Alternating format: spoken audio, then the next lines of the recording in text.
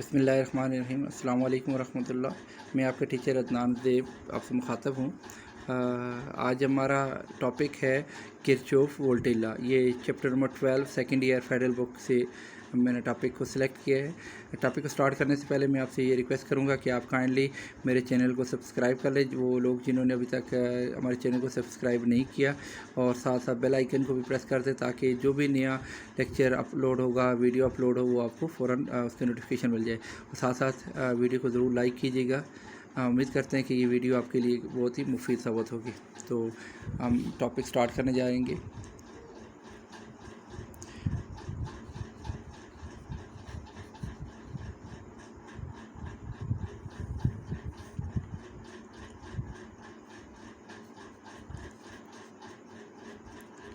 Kirchhoff second law की बात कर रहा हूँ।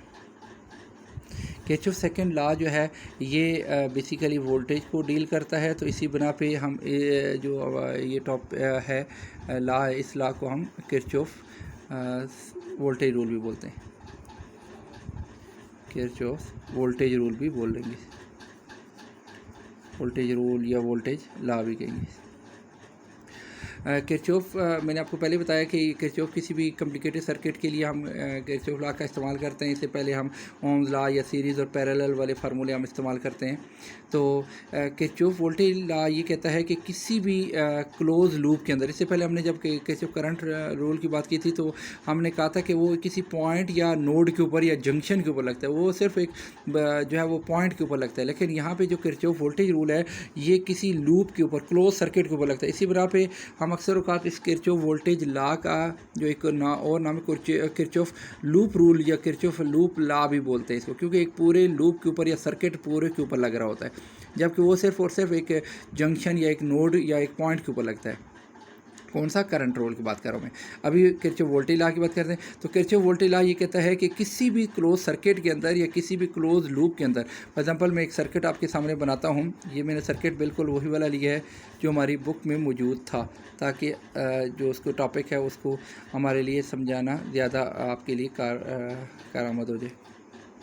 तो यहाँ पे मैं एक अदद बैटरी ले लेता हूँ। बैटरी में आपने पढ़ा हुआ होगा कि जो बड़े वाला टर्मिनल है ये पॉजिटिव को रिप्रेजेंट करता है, छोटे वाला टर्मिनल नेगेटिव को रिप्रेजेंट करता है।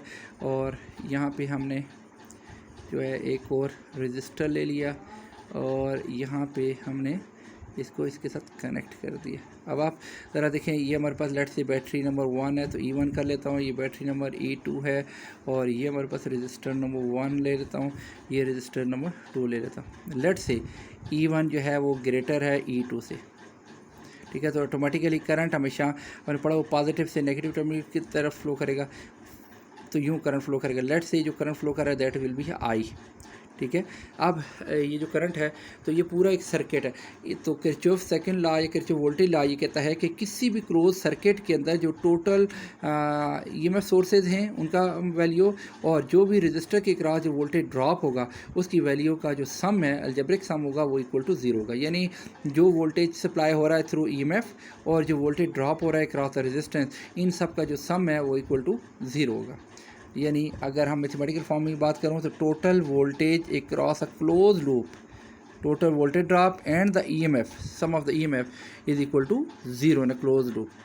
इसमें हमारे पास जब आप इसकी इक्वेशन लिखने लगे तो आप याद रखिए कुछ हमारी कन्वेंशंस थी, जिस तरह कन्वेंशन है जो जिस तरह हमने पहले करंट लॉ के लिए भी कन्वेंशन इस्तेमाल की थी कि वो करंट जो पॉइंट की तरफ एंटर हो रहा है उसको पॉजिटिव लेना और जो करंट से लीव कर रहा है उसे नेगेटिव लेना। इन द सेम वे यहाँ पे भी फॉर एग्जांपल आपने ये लूप सेलेक्ट कर लिया है और आपने कहा है कि करंट इस तरह एंटी क्लॉकवाइज जा रहा है। तो अगर जब करंट ये जा रहा है तो अगर पहले नेगेटिव टर्मिनल फिर पॉजिटिव, यानी करंट जो है हमारा लो से हाई की तरफ जा रहा है, तो ऐसी सूरत हाल में आपने उसके ईएमएफ को आपने हमेशा पॉजिटिव लेना है। लो से हाई अगर जा रहा है तो पॉजिटिव, जिस तरह आप देख रहे हैं नेगेटिव से पॉजिटिव जा रहा है तो इसको पॉजिटिव ले लेना। तो जब मैं इसकी इक्वेशन लिखूंगा तो ई को पॉजिटिव लिखूंगा, E1 को पॉजिटिव, ठीक है। फिर उसके बाद जो वोल्टेज ड्रॉप होगा क्रॉस द रेजिस्टेंस, आपको पता है R1 के जो रजिस्टर होता है उसमें हमेशा वोल्टेज ड्रॉप होता है, तो R1 और R2 दोनों के क्रॉस ड्रॉप होगा, तो इसलिए मैं हमेशा R1 और R2 दोनों के वोल्टेज को माइनस में लिखूंगा। और हमें पता है कि वोल्टेज का फार्मूला रजिस्टर के केस में क्या होता है, ओम लॉ के मुताबिक V = IR। तो इसमें करंट जो है वो सर्किट के अंदर मैंने लेट किया हुआ है कि I, और रजिस्टर का नाम है R1, तो ये IR1। तो IR1 वो वोल्टेज है जो R1 के क्रॉस ड्रॉप होगा। E1 वो वोल्टेज है जो EMF के थ्रू आ रहा है। फिर यहाँ से करंट होता हुआ फिर ये वाला, फिर इसकी बात करें तो आप देखें पहले हाई वोल्टेज यानी पॉजिटिव टर्मिनल, फिर नेगेटिव आ रहा है। तो अगर पॉजिटिव से नेगेटिव की तरफ जाएगा तो जिस तरह मैंने कहा नेगेटिव से पॉजिटिव जा रहा है तो EMF को प्लस लेना, यहाँ पे जिस तरह मैंने प्लस लिया हुआ है। लेकिन अगर पहले प्लस है फिर नेगेटिव है, हाई से लो आ रहा है, तो ऐसी सूरत हाल में जो EMF की वैल्यू होगी उसको माइनस में लीजिएगा E2।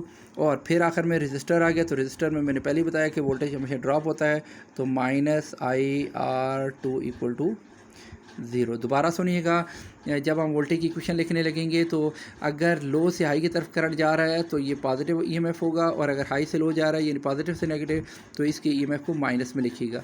और रजिस्टर के क्रॉस में वोल्टेज जो है वो ड्रॉप कीजिएगा, माइनस का साइन लिखिएगा, तो उस वक्त तक कि जब तक कि उसमें से कोई और करंट इसके रिवर्स में ना आ रहा हो।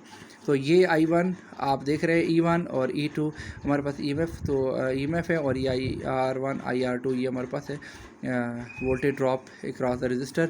तो ये क्या रिप्रेजेंट करता है कि टोटल वोल्टेज किसी भी सर्किट के अंदर क्लोज लूप के अंदर =0 हो जाता है। तो ये हमारे पास बेसिक इक्वेशन आएगी। इसमें आपने एक बात ध्यान में रखें कि करंट की जो डायरेक्शन है वो कोई भी हो सकती है, क्लॉक वाइज हो, एंटी क्लॉक वाइज, उससे कोई फ़र्क नहीं पड़ेगा।